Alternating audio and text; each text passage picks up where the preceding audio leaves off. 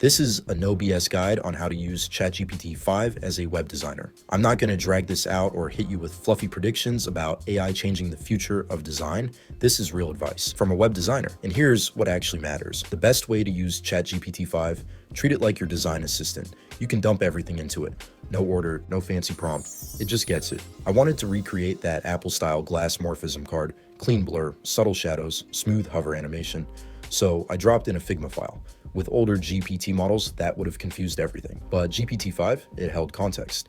It understood the aesthetic, it nailed the layout. Now I use it like a second brain. It feels like I'm working with a junior designer who remembers every past project. The second reason, it knows how to fix itself. I asked GPT-5 to code a basic Notion-style Kanban board. It generated everything in seconds. Ran it and it instantly failed to compile. Turns out it was importing components that didn't exist in my project. So I asked, this code doesn't work. Can you fix it? And it did. Third, it thinks like a team. I was starting a new website project for a premium gym brand. So I told GPT-5, here's what they came up with. The designer said, the developer replied, then the growth marketer jumped in. It didn't just spit out these ideas. It had them negotiate, prioritize, collaborate. I left with a complete visual system, dev stack, and CRO flow, all in one chat.